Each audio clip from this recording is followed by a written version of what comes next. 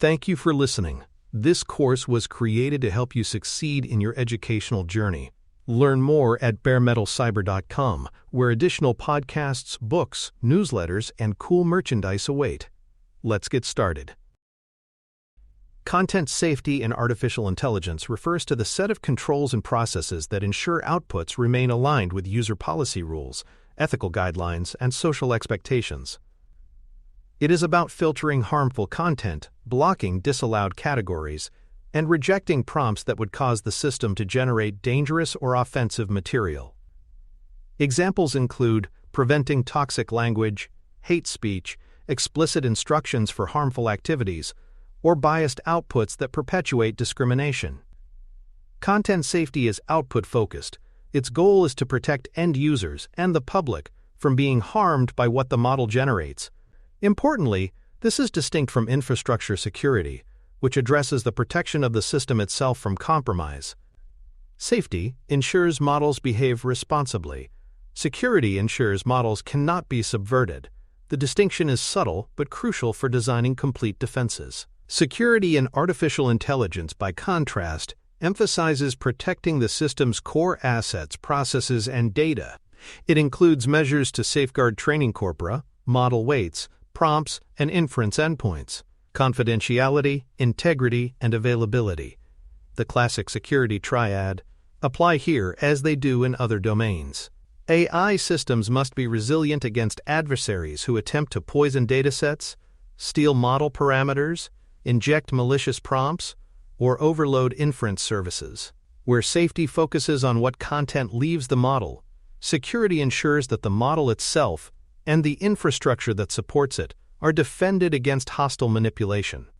A secure system preserves trustworthiness not only through its outputs, but also through its continued ability to function under pressure. The distinction between content safety and security matters, because while they overlap, they address different kinds of risks. Safety measures reduce harm to people, ensuring users do not encounter offensive or unsafe responses. Security measures protect the system's functionality, preventing attackers from breaching controls or damaging assets. If these two domains are conflated, dangerous gaps appear.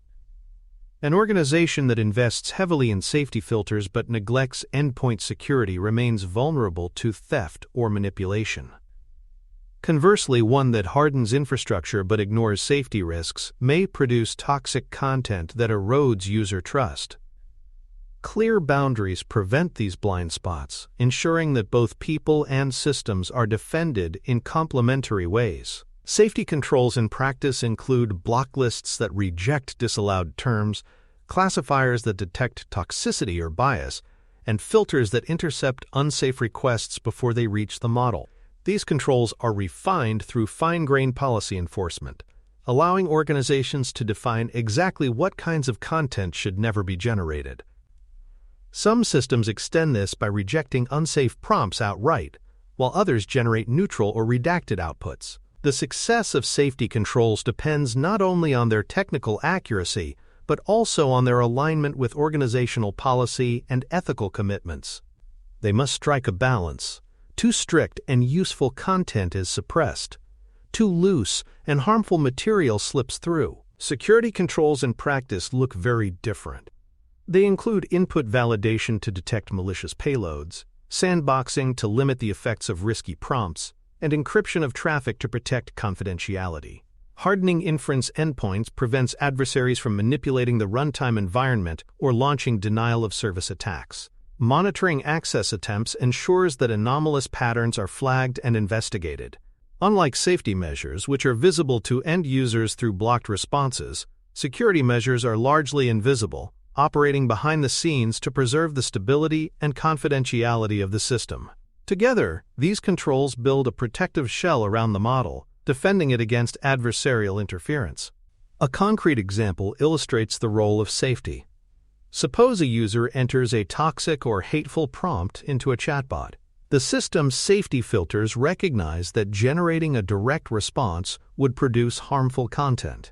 Instead, they block the generation entirely or respond with a refusal message. An attacker might attempt to bypass this filter through clever phrasing, but layered checks increase the chance that the system will still catch the attempt. In this scenario, safety measures protect the user community and the organization from reputational or regulatory harm. The system continues to function, but its outputs remain consistent with responsible use. Now consider an example focused on prompt injection. Here, the attacker embeds a malicious payload designed to manipulate the model into performing actions outside its intended scope. If only safety filters are in place, the system may miss this manipulation, since the injected command may not appear overtly toxic or harmful. A security layer, however, can intercept the attempt, validating inputs, sanitizing suspicious text, or isolating the prompt in a sandbox. In this way, security complements safety. While safety guards against harmful outputs, security prevents deeper compromise of the system itself. Combined, they provide a more complete defense, ensuring that even sophisticated adversaries cannot exploit blind spots. Failure often arises when organizations confuse these domains. If leaders believe that content safety alone is sufficient, they may neglect system-level hardening. Attackers exploit these blind spots by crafting payloads that appear safe on the surface but compromise underlying systems. Conversely, if teams focus only on security hardening without addressing content safety, toxic outputs may still reach users, eroding trust. Filters can be bypassed, or adversarial phrasing may sneak through. These failure modes reveal why treating safety and security as interchangeable is a mistake. Each requires its own expertise, tools, and accountability, and only when addressed together do they produce robust defenses. Evaluation of safety systems requires its own methods. Metrics such as harmful output rates, measured across diverse datasets, indicate whether filters are effectively blocking unsafe content. Red team testing simulates adversarial use, probing whether toxic or biased responses slip past defenses. Alignment with ethical standards ensures that safety measures reflect not only technical performance but also organizational values and legal obligations. Constant tuning is essential, as new forms of harmful content emerge and social norms evolve. In this sense, safety evaluation is dynamic, demanding regular review and adaptation to remain effective in protecting users. Security systems, by contrast, are evaluated through methods familiar to information security. Penetration testing probes inference endpoints for vulnerabilities. Replay of adversarial prompts assesses whether known attacks still succeed against hardened systems. Logging and alerting are validated to ensure anomalies are detected in real time. Regression testing confirms that fixes remain in place over time and that new updates do not reintroduce old vulnerabilities. This discipline reflects a long history of cybersecurity practice, adapted to the particularities of AI. Robust evaluation gives defenders confidence that security measures work as intended, even as adversarial techniques grow more sophisticated.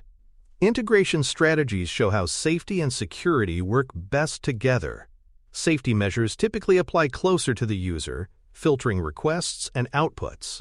Security measures often operate deeper in the stack, validating inputs before execution, encrypting traffic, and monitoring infrastructure. By mapping safety to one stage and security to another, organizations create layered protection.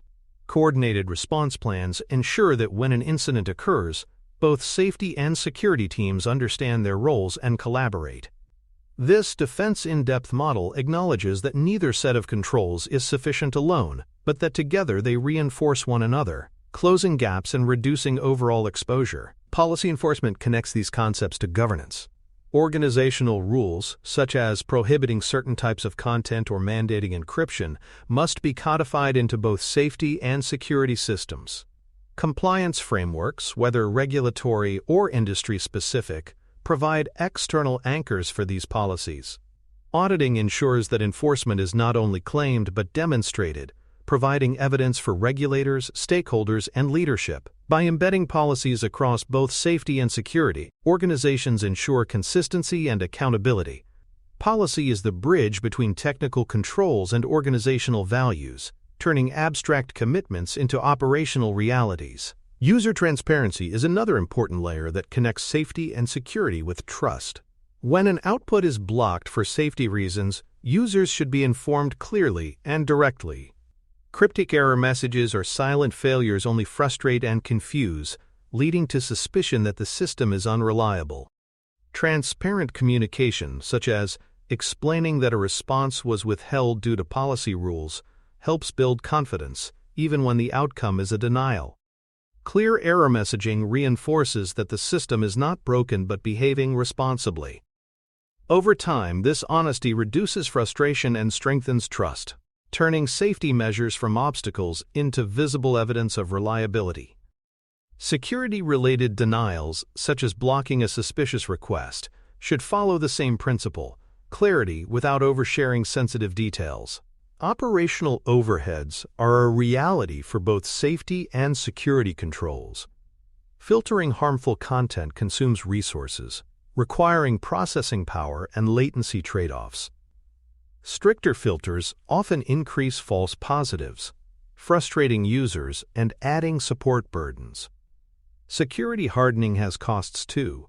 Encryption slows traffic, sandboxing adds complexity, and monitoring generates large volumes of data to analyze. Scaling these measures across enterprise environments introduces challenges of coordination and resource allocation. Yet these costs must be weighed against the risks of inaction. A single breach, toxic output, or regulatory violation can far outweigh the expense of preventative controls. Organizations must calibrate strictness carefully, ensuring protections remain effective without undermining usability or performance. Tools designed for both safety and security give organizations practical capabilities. Classification libraries detect toxic or biased outputs, applying machine learning models tuned for sensitive content categories. Application programming interface gateways manage traffic flow, enforcing authentication and throttling to protect inference endpoints. Monitoring dashboards provide visibility into both safety events, such as blocked outputs, and security events, such as unusual access attempts.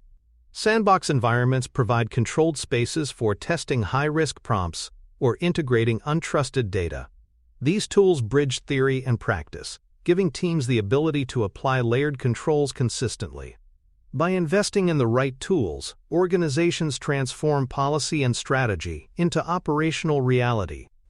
A case study with an enterprise chatbot illustrates the value of layering safety and security. In this scenario, a toxic output was successfully blocked by a safety filter, preventing reputational harm. However, the system later faced a prompt injection attack designed to bypass these filters. Safety controls alone failed to stop the malicious payload, but security hardening at the endpoint intercepted the attempt, isolating the request before it reached the model. Together, the layers proved effective. This example shows that safety and security are not competing priorities, but complementary defenses. Organizations that adopt both can withstand a wider range of adversarial tactics than those that rely on one domain alone. Compliance contexts further reinforce this need. Legal mandates, such as content moderation laws, drive the adoption of safety controls, ensuring systems align with societal standards. Security standards, such as those for encryption and access control, map AI defenses to existing risk frameworks. Together, these obligations create accountability records that must be maintained through audits and documentation. For organizations, compliance is not just a box to check, but a structured way of demonstrating responsibility. Regulators and stakeholders increasingly expect AI deployments to meet both sets of standards, making the combination of safety and security not only a best practice but a baseline requirement. Continuous improvement ties all of these themes together. New attack methods emerge constantly, requiring systems to adapt safety thresholds and update filtering techniques. Security guardrails must be tuned regularly, informed by red team exercises and real-world incidents. Red team cycles serve as a stress test, showing where filters are weak and where security gaps persist. By iterating, organizations keep pace with adversaries, rather than falling behind. This cycle of evaluation, tuning, and redeployment reflects the living nature of AI security. Unlike static systems, AI requires defenses that evolve in lockstep with its growth and with the creativity of attackers. Separation of responsibilities provides the organizational clarity needed to sustain both safety and security. Policy teams are often best positioned to define what constitutes harmful or disallowed content, translating ethical guidelines and compliance obligations into rules for safety filters. Security teams, on the other hand, focus on technical hardening, validating inputs, protecting endpoints, and monitoring infrastructure. If these roles blur, accountability can falter, with important issues falling through the cracks. Collaboration across boundaries is still essential. Safety and security must inform one another, sharing findings and coordinating responses. Shared reporting structures ensure leadership has visibility into both domains, reinforcing that AI trustworthiness is a collective responsibility rather than a fragmented one. When these boundaries are respected yet integrated, organizations gain a holistic defense posture. Safety teams reduce harmful outputs visible to users, while security teams guard the invisible layers that adversaries target. Together, they address both sides of the trust equation, protecting people from the model and protecting the model from people. This layered approach also supports incident response. When failures occur, teams know whether they are dealing with a safety lapse, such as toxic content escaping filters, or a security breach, such as stolen model weights or a successful prompt injection. Clear boundaries simplify response, enabling faster remediation and more precise communication with stakeholders. The importance of balancing safety and security cannot be overstated. Safety without security leaves systems vulnerable to manipulation, while security without safety leaves users exposed to harmful content. Organizations that emphasize one at the expense of the other invite predictable failure. By recognizing their distinctions, building dedicated controls for each, and integrating them thoughtfully, organizations create resilience. This resilience is not only technical but reputational. Users trust systems that are both responsible in their outputs and robust in their defenses. In the competitive landscape of AI, trust is as valuable an asset as accuracy or performance. In conclusion, this episode has drawn a clear line between content safety and security. Safety focuses on filtering harmful outputs and ensuring alignment with ethical and organizational policies. Security protects systems and assets from adversarial manipulation, safeguarding confidentiality, integrity, and resilience. We explored practical examples where safety alone proved insufficient and where security needed reinforcement from safety. Case studies demonstrated that layered defenses outperform singular approaches. Evaluation methods, policy enforcement, and separation of responsibilities were shown as essential structures for operational success. Together, these insights emphasize that safety and security, though distinct, are interdependent pillars of trustworthy AI. The lessons here prepare us for the next domain: data poisoning attacks. While prompt injection exploits inputs in real time, poisoning occurs earlier in the life cycle, when adversaries plant malicious data into training sets. Understanding poisoning requires the life cycle perspective we have already established, but it also highlights how safety and security concepts merge, guarding outputs while also defending inputs. As we transition into this new topic, keep in mind the interplay between visible harms and hidden manipulations. Both demand vigilance, and both illustrate how AI systems, unlike traditional software, are vulnerable across their entire lifecycle. By carrying forward the clarity gained in distinguishing safety from security, you will be better prepared to analyze the subtler threats ahead. Recognizing when a problem stems from user-facing content versus system-level manipulation will sharpen your ability to diagnose risks and propose solutions. With safety and security concepts firmly in place, the path is clear to explore poisoning, contamination, and integrity threats in training data. The next episode continues building your toolkit, moving from boundaries of behavior into the very foundations of learning itself. Thanks for tuning in to Bare Metal Cyber. your trusted source for cybersecurity educational materials, news, and insights. Remember to subscribe at baremetalcyber.com so you never miss an update. And visit cyberauthor.me for best-selling cybersecurity books that equip you with expert knowledge. Until next time, stay secure and stay vigilant.